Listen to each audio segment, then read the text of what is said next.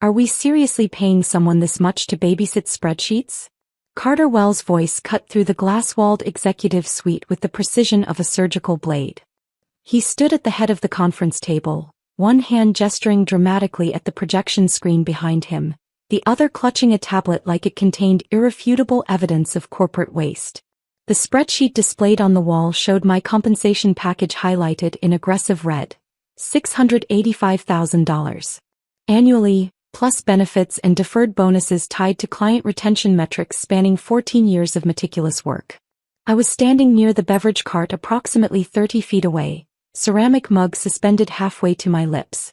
The executive floor's open architecture meant privacy was an illusion constructed from politeness rather than actual walls.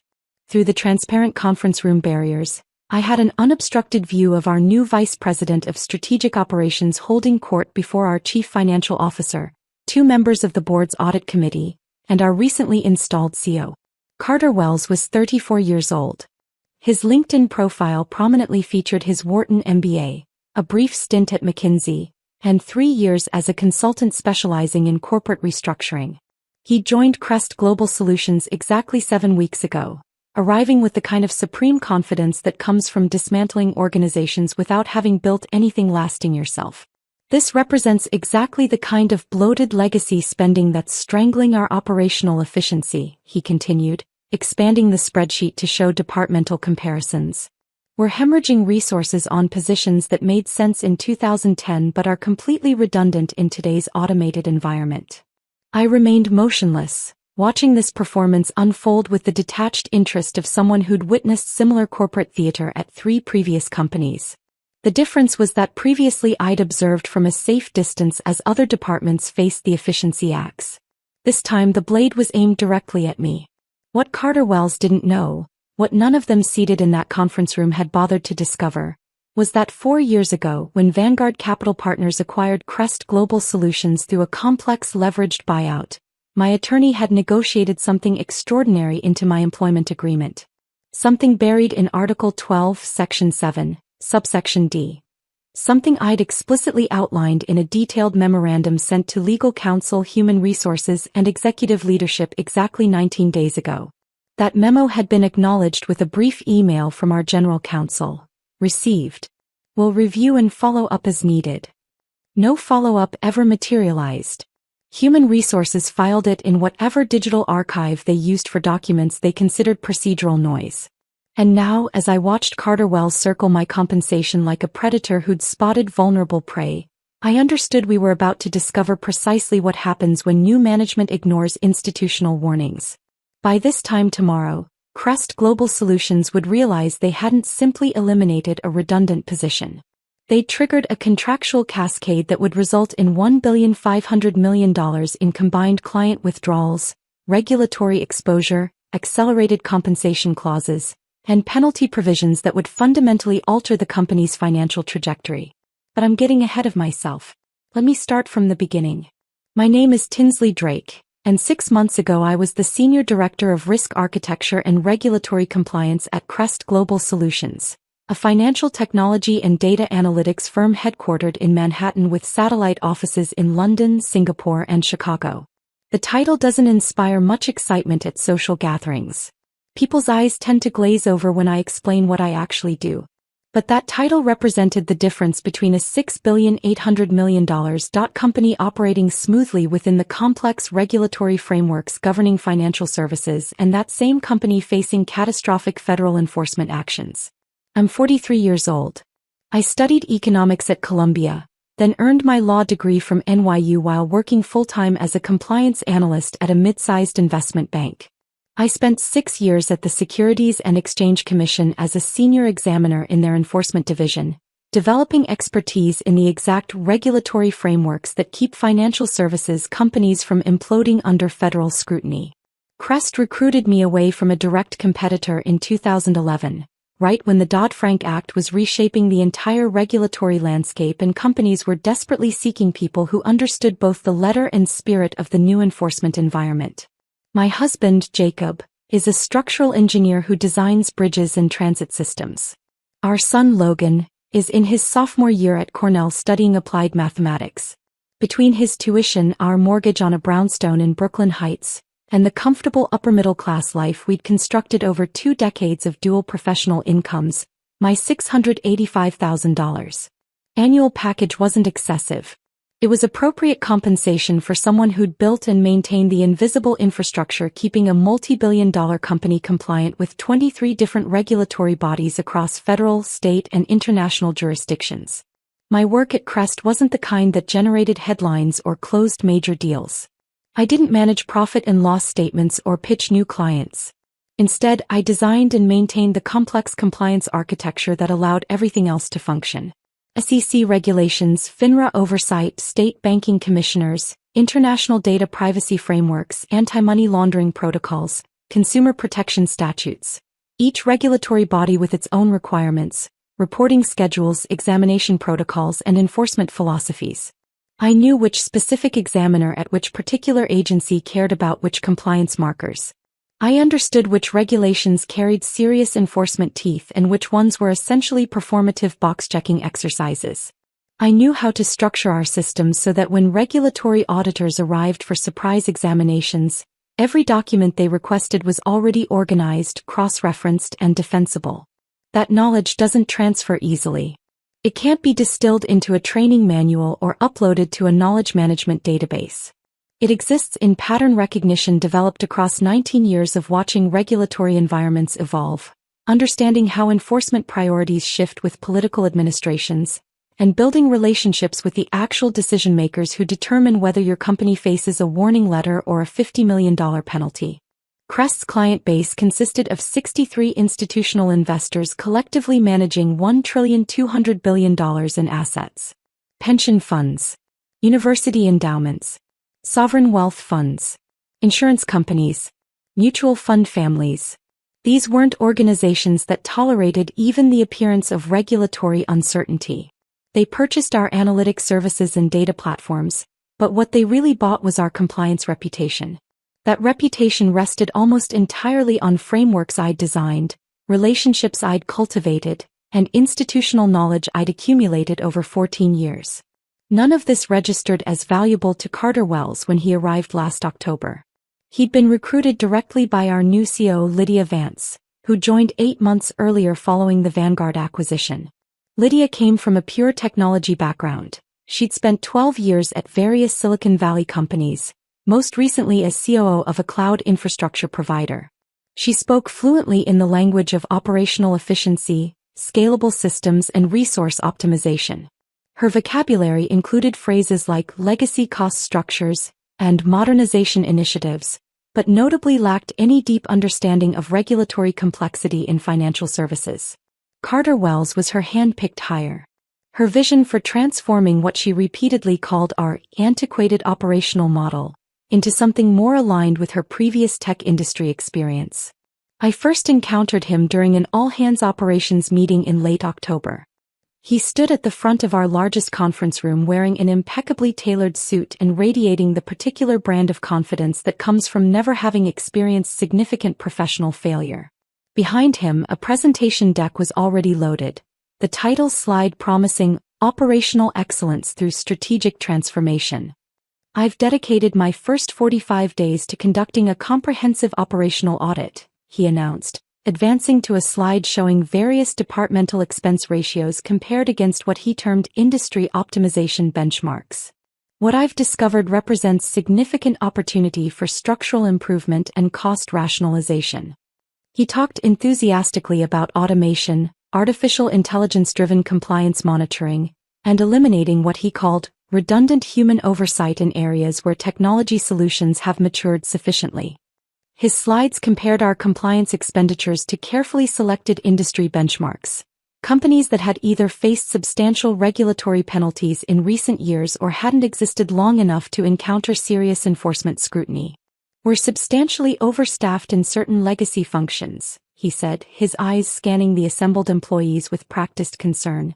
Not because anyone has underperformed individually, but because our operational approach hasn't evolved to leverage modern technological capabilities. After the meeting concluded, he intercepted me near the elevator bank. Tinsley, correct? He extended his hand with a smile that projected warmth without reaching his eyes. "I'd like to schedule time with you next week. Detailed discussion about your department's structure and deliverables." "Of course," I replied. "Happy to walk through our compliance architecture and regulatory frameworks." "Perfect.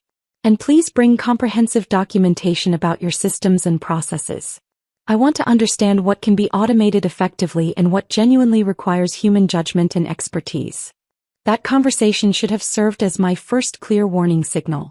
But I'd survived 4 corporate acquisitions, 6 different CEOs, and countless reorganization initiatives. I knew how to document value, how to demonstrate necessity through metrics and risk assessments. I wasn't particularly concerned. In retrospect, that was naive. The meeting occurred the following Thursday in Carter's newly renovated office on the executive floor. He'd already redecorated completely, minimalist Scandinavian furniture, a height-adjustable standing desk, 3 large monitors displaying real-time operational dashboards that he probably didn't fully comprehend. "Tinsley, thanks for making time." He gestured toward a chair positioned across from his desk. "I've been conducting a detailed review of your department's budget allocation and resource utilization. Walk me through why regulatory compliance requires this level of investment." I spent 50 minutes explaining our regulatory landscape, the jurisdictional complexity spanning federal and state authorities, the relationship management with 37 different agency contacts across multiple regulatory bodies, the customized reporting frameworks required for each distinct client segment, the audit preparation protocols that had kept us violation-free and penalty-free for 11 consecutive years. Carter nodded periodically, taking notes on his tablet, asking questions that initially seemed thoughtful but gradually revealed fundamental gaps in his understanding of our operational reality. "Couldn't the majority of this monitoring be handled through RegTech platforms?" he asked. "I've been briefed on several vendors offering AI-driven compliance solutions at a small fraction of current personnel costs. Those platforms are useful tools," I explained patiently. "They're effective for data aggregation, initial screening, and automated reporting generation. But regulatory compliance in financial services isn't simply about checking boxes on standardized forms. It requires judgment calls on gray areas where regulations overlap or conflict. It requires relationship management when issues arise that need contextual discussion rather than automated responses. It requires institutional knowledge about how different regulators prioritize different concerns based on current enforcement trends." "Give me a concrete example." "Last year we identified a data reporting anomaly with one of our pension fund clients, the Ohio State Teachers Retirement System. The raw numbers in their filings technically met regulatory requirements. But I noticed a pattern inconsistency suggesting a calculation error in their upstream vendor systems, not in our data. An automated system would have flagged everything as compliant and moved to the next review item. Instead, I called their chief compliance officer directly, walked through my analysis, and we discovered they had a vendor integration problem that would have cascaded into a substantial ERISA violation within 90 days. And they appreciated that intervention. They renewed their contract for 4 years and upgraded their service tier to include expanded compliance consulting. That account generates $18 million annually in revenue. More importantly, it strengthened our reputation in the public pension fund market segment, which led to 3 additional client acquisitions over the following 18 months. Carter made another note. "Interesting case study. But is that approach sustainable as we scale operations?" That word, sustainable, became his favorite weapon. Over the following weeks, every conversation, every email exchange, every casual interaction in the hallway eventually circled back to whether my role, my team, my entire operational approach was sustainable given the company's evolution toward what he termed modern efficiency standards. I started documenting everything meticulously. Every question he posed. Every suggestion he made. Every hint that my position was being evaluated not for performance outcomes but for cost reduction opportunities. In mid-November, I had lunch with an old colleague, Emily Chandler, who'd recently departed from a competitor after their compliance director was terminated during a restructuring initiative. "Let me guess the pattern," Emily said after I described Carter's persistent questioning. "New executive. Consulting background. thinks regulatory compliance is basically a software subscription you can purchase instead of actual expertise. That's essentially accurate. Tinsley, they terminated our director 4 months ago. Replaced her with a less experienced manager and a RegTech platform that cost $200,000 annually. Want to know what happened last month? Tell me. FINRA showed up for a routine spot examination. They found 23 documentation gaps, 9 reporting inconsistencies, and 3 potential material violations. We're now facing enforcement penalties in the 8-figure range. Plus, we've lost 3 major institutional clients who cited compliance concerns in their contract termination letters. The director tried warning them during her exit interview. Documented every risk. They didn't care because they were saving $450,000 annually on her salary. Now they're facing $30 million in regulatory fines and another $60 million in lost revenue. I drove back to the office thinking about that conversation, about the predictable pattern of organizations that mistake cost-cutting for strategic efficiency. That evening, I retrieved my employment contract from our home office file cabinet and read through it carefully for the first time in 4 years. Article 12, Section 7, Subsection D practically leaped off the page. This language had been negotiated by my attorney, Claire Holloway, during the Vanguard acquisition. At that time, the private equity firm's due diligence team had identified significant, key person risk concentrated in my specific role. The contractual language was their protective mechanism, a way to ensure that if my institutional knowledge disappeared suddenly, there would be financial consequences substantial enough to discourage careless management decisions. The clause specified that if my position was eliminated or materially restructured without following specific protocols, including a 240-day transition period, formal board approval, documented risk mitigation plans and client notification procedures, it would trigger automatic acceleration of all deferred compensation, unvested equity grants, and performance bonuses tied to client retention metrics accumulated over the life of my employment. More significantly, it included penalty provisions if my departure caused disruption to client contracts. Several of our largest institutional clients had contractual continuity clauses requiring notification and approval of any changes to senior compliance personnel. Those clauses weren't suggestions or preferences.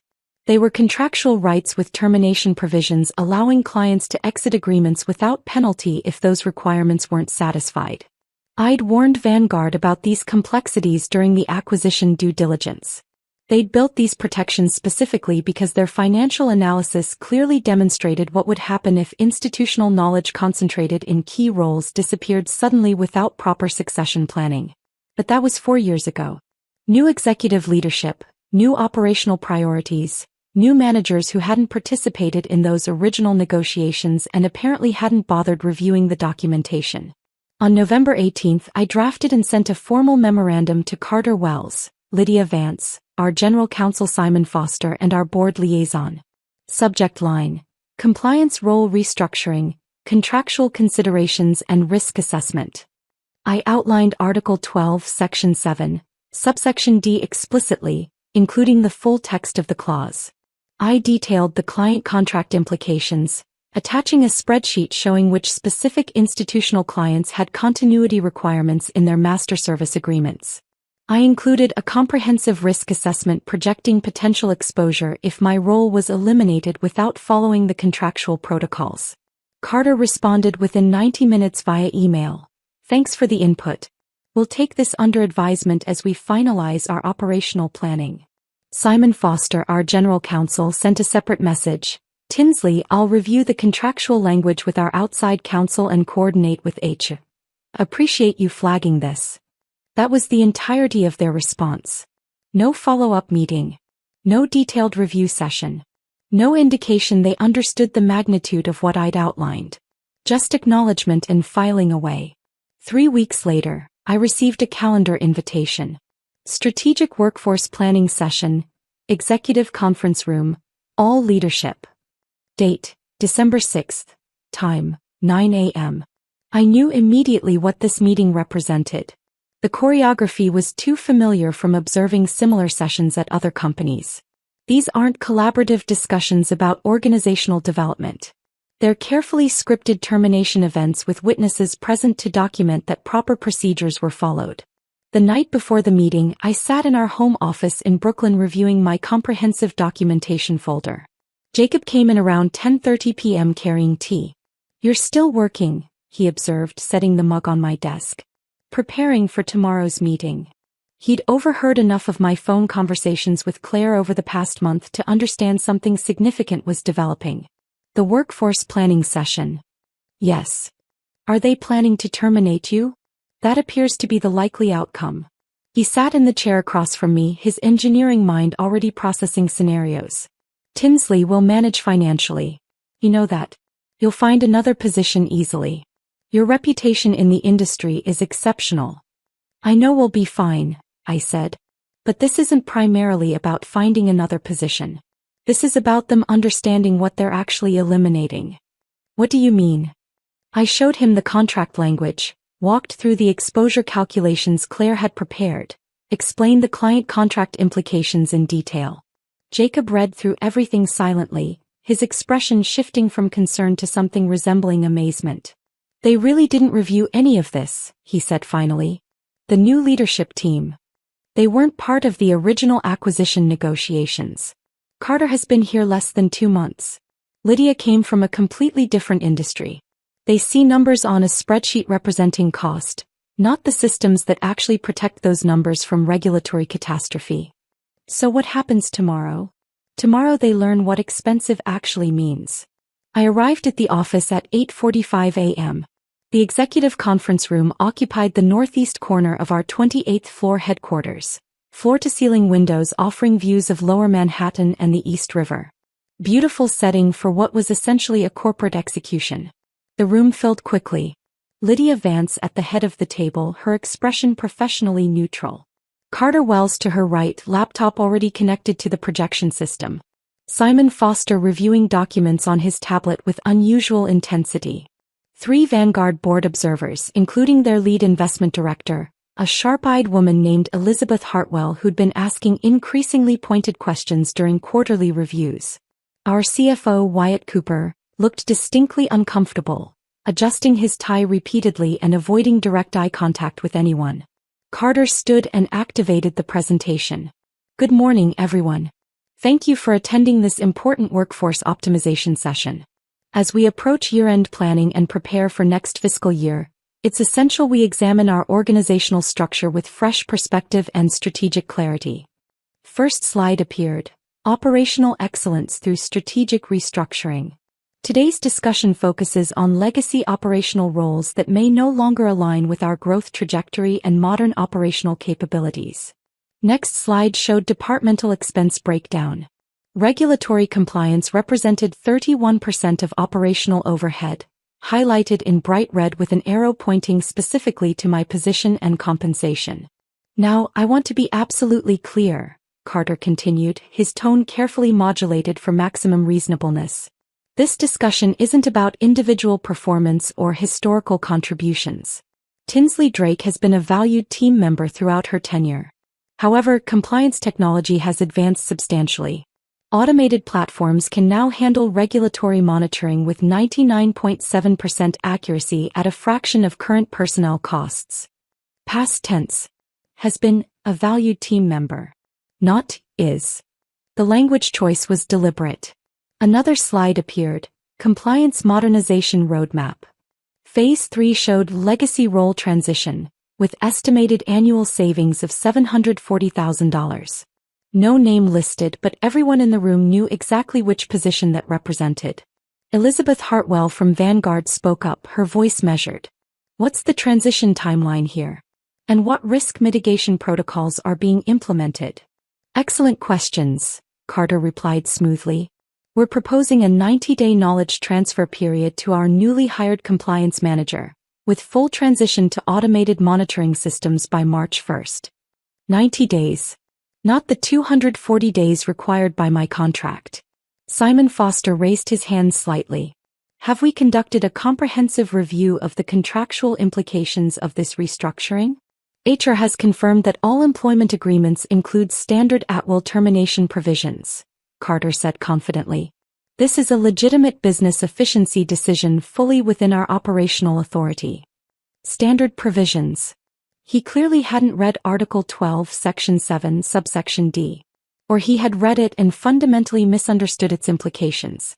Any other questions before we move to implementation specifics? Carter asked, scanning the room with practiced confidence.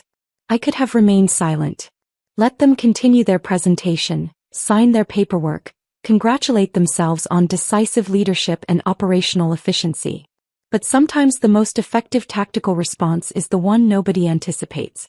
I stood slowly, reached into my portfolio, and placed a sealed envelope on the table directly in front of Lydia Vance.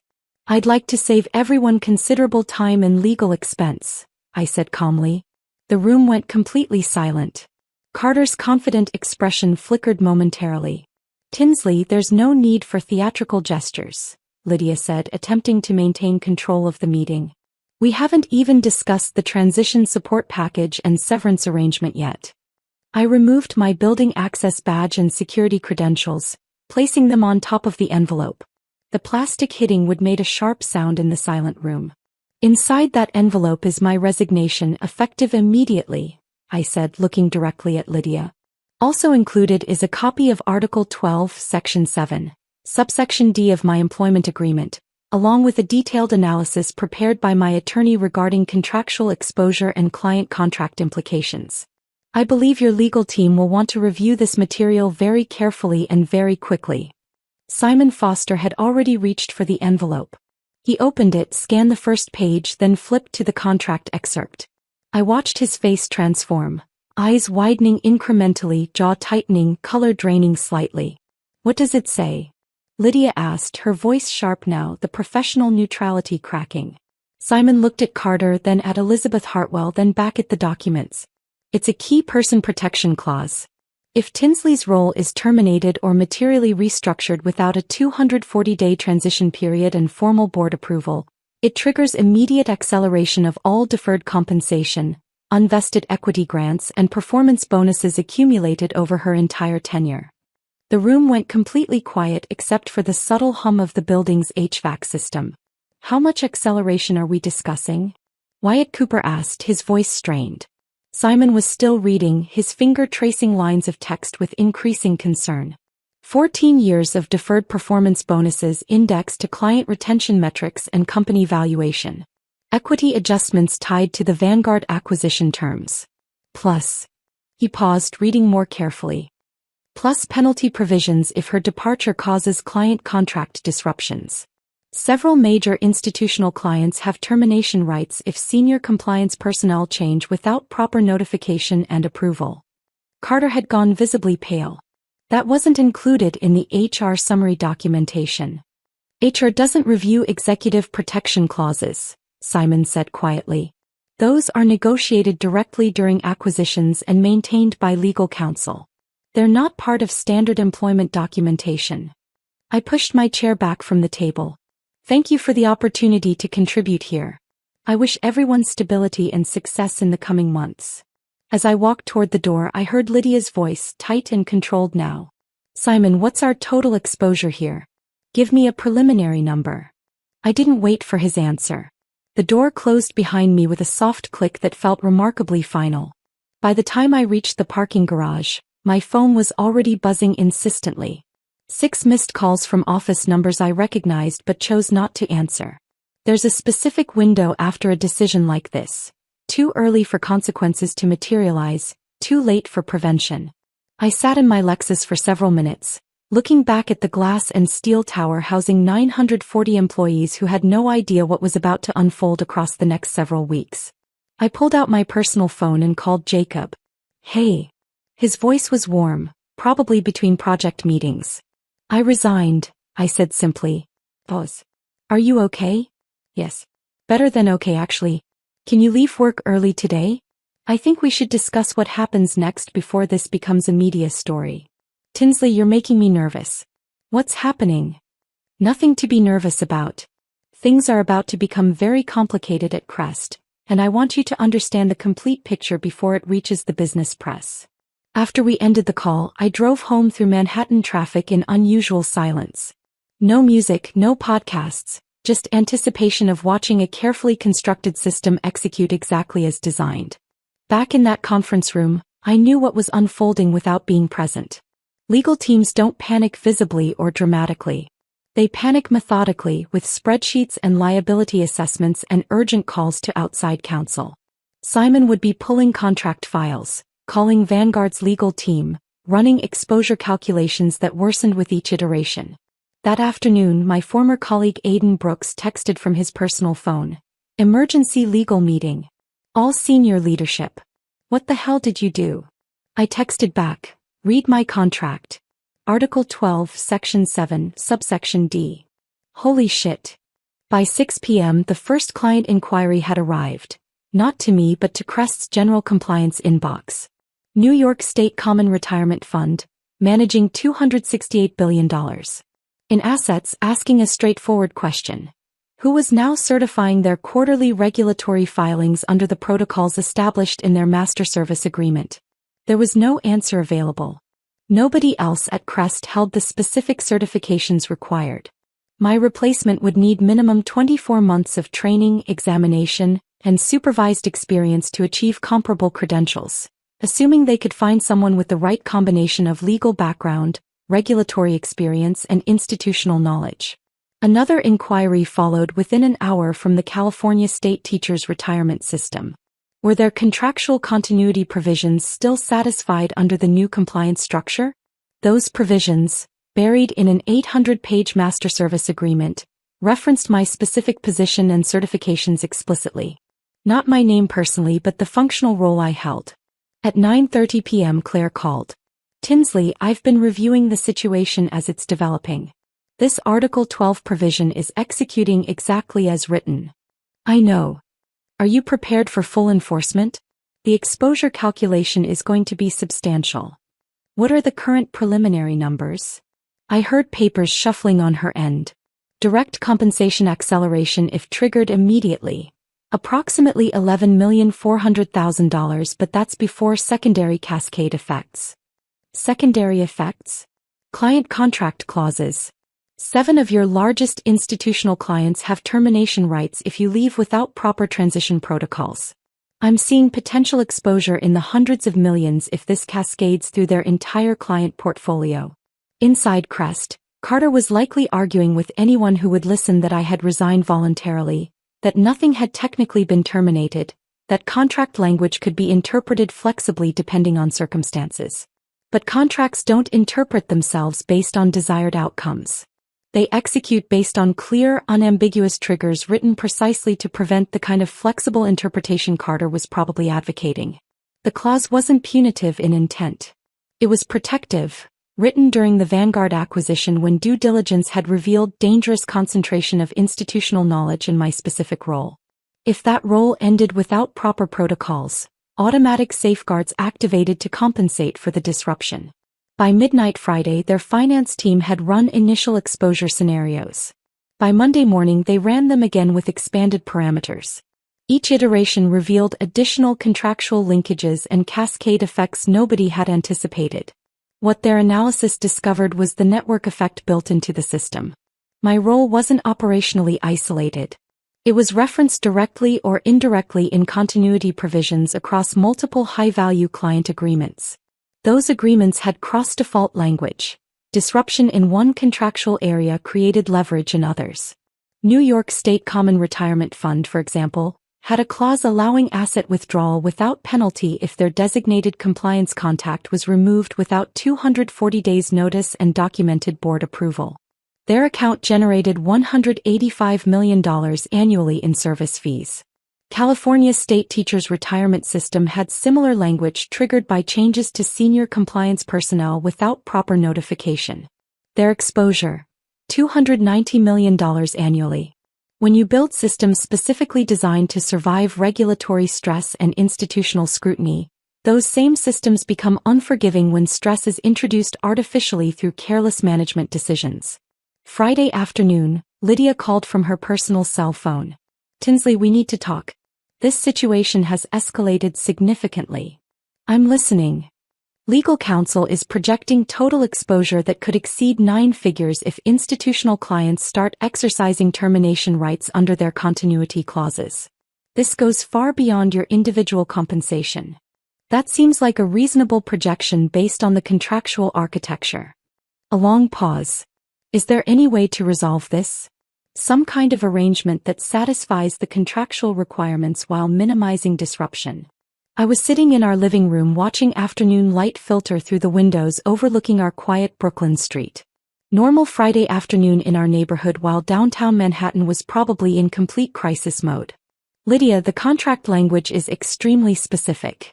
Once triggered, it resolves through either full execution of all provisions or through litigation. There's no middle ground or negotiated compromise built into the structure. What would full execution look like?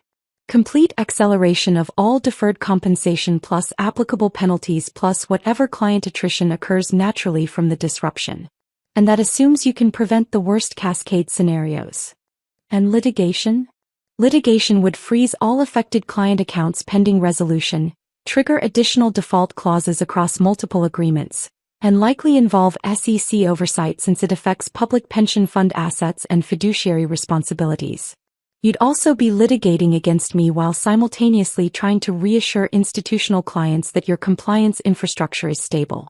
That's not a sustainable position. Another long pause. Tinsley, how did we miss this?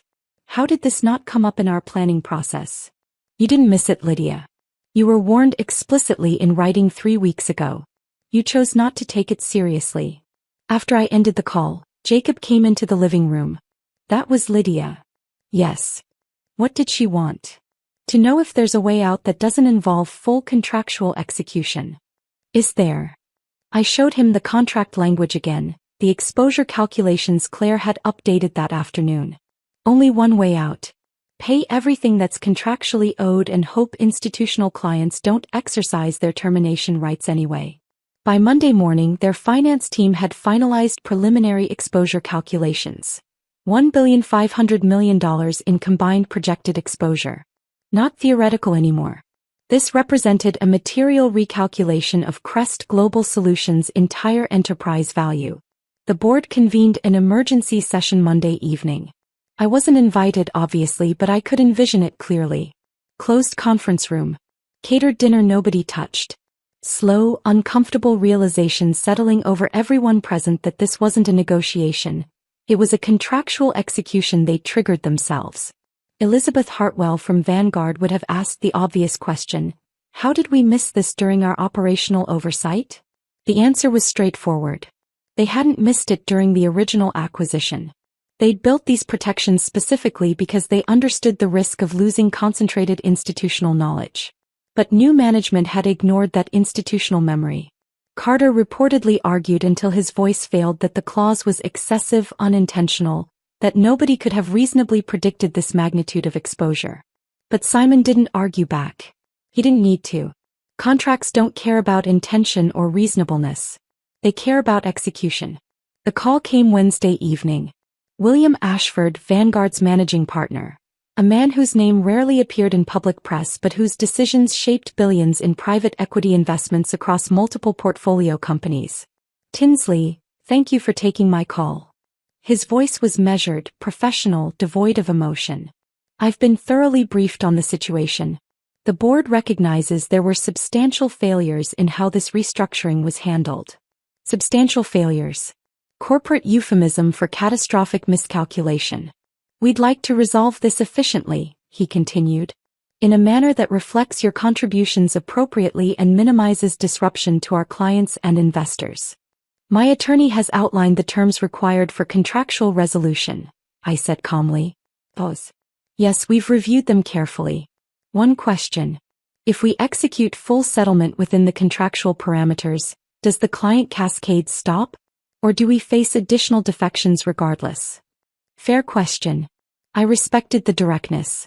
If executed within the contractual window and properly communicated to affected clients with appropriate reassurances, yes, all continuity provisions can be satisfied. You'll need to hire replacement expertise quickly and implement proper transition protocols, but the contractual triggers can be resolved. We'll proceed then. The next 72 hours moved faster than the previous month combined. Credit facilities were adjusted. Internal communications were carefully drafted and reviewed by 3 separate law firms. External announcements were prepared for clients and regulators. Carter Wells' name stopped appearing on company-wide communications. He wasn't terminated. That would create additional exposure and potential wrongful termination claims. Instead, he was transitioned to an advisory role supporting special strategic projects. Corporate purgatory. When the final settlement paperwork was executed Friday morning, Claire sent a text, executed in full. Client cascade contained. Congratulations on the outcome. I was sitting in our kitchen drinking coffee and reading the New York Times business section. Jacob had already left for a project site in New Jersey. Logan was still asleep upstairs, home for winter break. Normal Friday morning in Brooklyn while downtown Manhattan was processing an $11,400,000 settlement to avoid a $1.5 billion catastrophe. Victory isn't loud or dramatic when it's earned through careful preparation and strategic patience.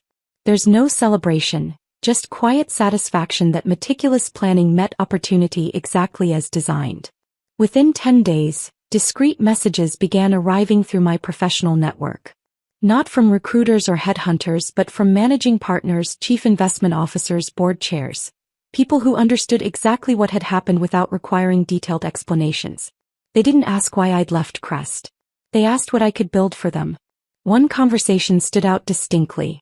Lauren Montgomery, founding partner at Sovereign Risk Advisors in Boston.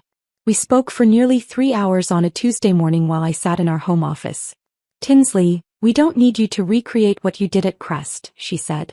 We need you to design what comes next. Regulatory complexity is accelerating faster than most firms can adapt. We want to be ahead of that curve rather than constantly reacting. What kind of organizational structure are you envisioning? Senior partner. Equity stake. Complete autonomy to build your team and client relationships. And Tinsley, she paused meaningfully, your compensation package gets designed by you, reviewed by our partnership committee, but never questioned by someone who thinks institutional knowledge is a line item to eliminate. That was sufficient. That represented understanding. 4 weeks later, Jacob and I flew to Boston for the contract signing. Sovereign Risk Advisors occupied 4 floors of a building overlooking Boston Harbor and the financial district. Understated elegance. The kind of professional environment where serious people make consequential decisions. During the signing ceremony, Lauren introduced me to their anchor client, the Massachusetts Pension Reserve's Investment Management Board, overseeing $95 billion in public pension assets. Their chief investment officer, a thoughtful man named Levi Coleman, shook my hand with genuine warmth. We've been following your situation at Crest quite closely, he said. Impressive contract architecture and execution. We're looking forward to working with someone who understands that regulatory compliance isn't a software subscription. It's institutional knowledge that requires decades to develop properly. 6 months later, sitting in my new corner office on the 19th floor overlooking Boston Harbor, I received a call from Aidan Wu. He'd departed Crest 3 months after my resignation, along with 6 other senior managers who'd recognized the organizational trajectory. Tinsley, thought you should know. Crest just lost the New York State Common Retirement Fund account. They cited concerns about compliance infrastructure continuity in their termination letter. I wasn't surprised. Once institutional confidence fractures, it propagates through professional networks like cracks spreading across glass under pressure. What's Carter doing currently? I asked. Last I heard, he took a position at a boutique consulting firm in Austin. Operations Strategy Consulting. Apparently he's become extraordinarily thorough about reviewing employment contracts before recommending any personnel restructuring. We both laughed. Sometimes the most expensive lessons create the most lasting behavioral changes. That evening I called Logan at Cornell. He was in his final semester of sophomore year, already planning his summer internship at a quantitative hedge fund. Mom, my finance professor keeps mentioning that article in the Wall Street Journal about you and Crest. People in my study group keep asking if you're like wealthy now or something. We're financially secure, sweetheart. Your tuition is covered completely. Your father doesn't have to worry about finances. That's what matters most. But are you happy? I mean genuinely happy with how everything turned out. I looked out my office window at Boston Harbor, then at the framed photograph on my desk. Jacob, Logan, and our rescue dog Cooper in our Brooklyn backyard last summer, all of us laughing at something now forgotten. Yes, I said. I'm exactly where I'm supposed to be, doing work that matters with people who understand what that actually means. These days when I walk into client meetings, nobody questions how much I cost. They ask how much risk I can identify and mitigate. They ask what I see developing that they don't. They ask for my professional analysis and then actually implement the recommendations. That difference matters more than $11,400,000 in accelerated compensation ever could. Because ultimately this was never primarily about the money. It was never about revenge or vindication or proving a point.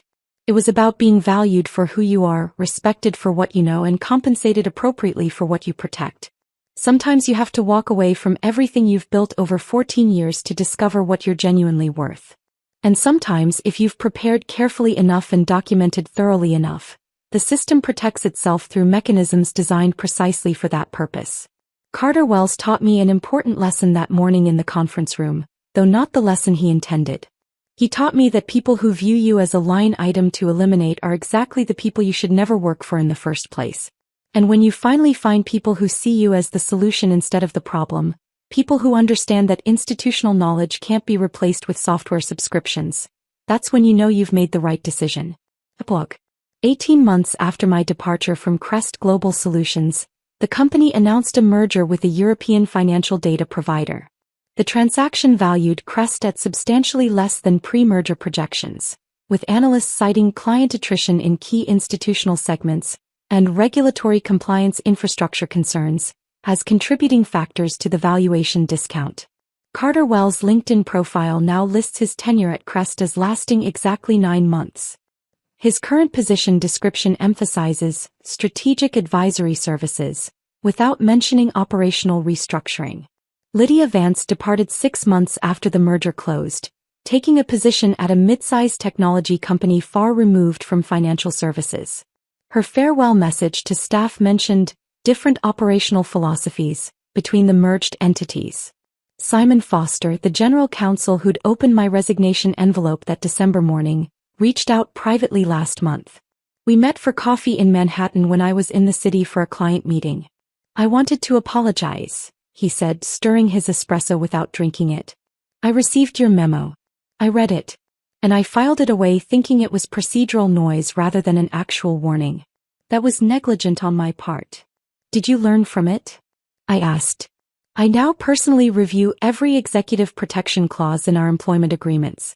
And when someone with institutional knowledge sends a warning memo, I schedule an immediate meeting to discuss implications rather than filing it away. Then something valuable came from the experience. Sovereign Risk Advisors has grown by 40% since I joined. We've added 12 institutional clients, including 3 of the largest public pension funds in North America. Our compliance architecture is now considered the industry standard, and I've been invited to speak at regulatory conferences about building sustainable institutional knowledge frameworks. Jacob jokes that I should write a book about corporate contract negotiation, but I prefer keeping these lessons within professional circles where they'll be understood and appreciated properly. Last week, a young compliance analyst at one of our clients asked me for career advice. She was 26, smart, ambitious, worried about being viewed as just a compliance person rather than someone contributing to business growth. Let me tell you something important, I said. The people who don't value what you do will never understand it until it's gone. Your job isn't to convince them. Your job is to build something so structurally sound that its absence becomes immediately catastrophic. And then make sure your contract reflects that reality. She looked uncertain. Isn't that kind of adversarial? It's protective. For you and for them. The right people will never trigger those protections because they understand the value. The wrong people need those protections to prevent their own worst decisions. That's perhaps the real lesson from everything that happened at Crest. Good contracts don't create adversarial relationships. They create clarity. They force organizations to confront the actual value of institutional knowledge before making careless decisions. They protect both parties from circumstances where emotion or efficiency metrics override strategic judgment. I built my career on being someone organizations couldn't afford to lose carelessly. Not through politics or manipulation, but through developing expertise that was genuinely irreplaceable within reasonable time frames. When Carter Wells stood in that conference room pointing at my compensation as if it represented waste rather than value, he wasn't seeing a person or a system or institutional knowledge accumulated over 14 years. He was seeing a number that looked large in isolation without understanding what that number protected. His mistake cost Crest $1,500,000,000 in projected exposure and actual losses. My preparation ensured I walked away with exactly what I'd earned and exactly what I deserved. And perhaps most importantly, it taught me that the best professional revenge isn't vindictive or emotional. It's contractual, documented, and entirely self-executing. Thanks for listening to my story. I'll see you in the next one.